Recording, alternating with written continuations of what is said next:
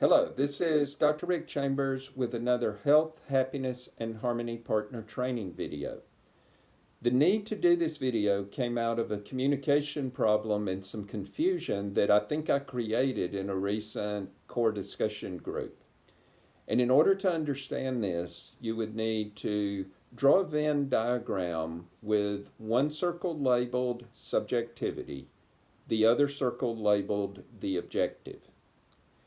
And it would be useful to kind of think of the division between these two circles happening during the Enlightenment.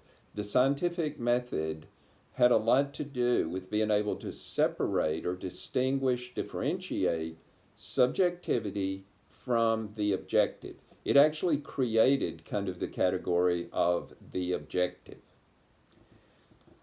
And so the new concept here, but it's a very old phenomena, is intersubjectivity.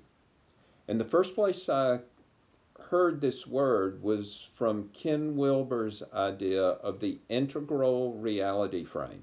And all three HPs should learn as much as they can about the work of Ken Wilber and the integral reality frame. But I also like the way that this concept of intersubjectivity is used by Yuval Noah Harari to talk about history. Yuval Noah Harari has the concept of imagined orders, suggesting that humanity has always arranged itself around an imagined order. And these imagined orders require intersubjectivity. And since he's such a clear writer, I'll use his writing from the book Sapiens, A Brief History of Humankind, to describe these different concepts.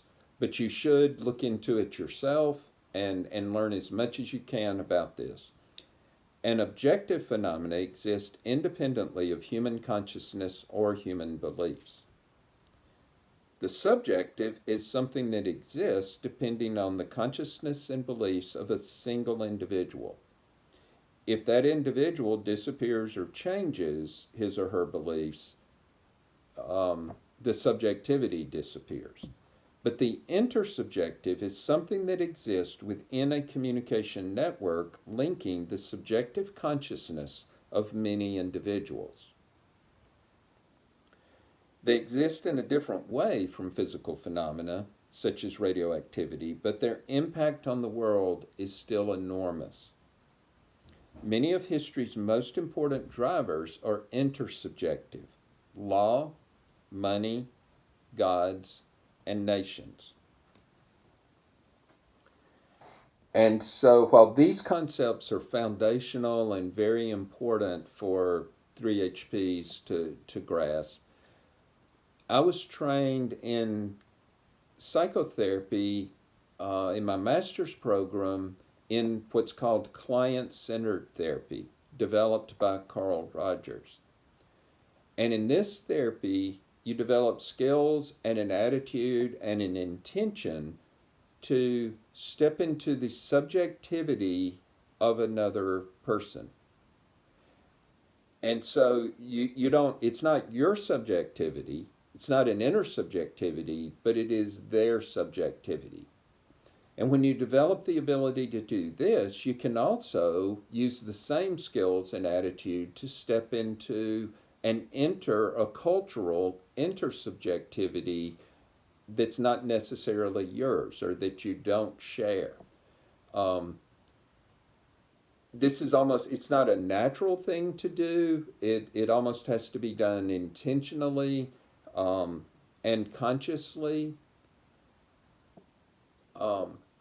And so what would happen, and I expect 3HPs to develop this skill to like move to flow between your own subjectivity, the objective, the subjectivities of others, and the intersubjectivities of culture. But I've realized I've never explained this, and I often move between these dimensions without any warning or maybe even without knowing it myself. And so I thought I needed to do a video to explain some of the perhaps confusing ways that I talk at times, but there may be some structure underneath that. So thank you very much.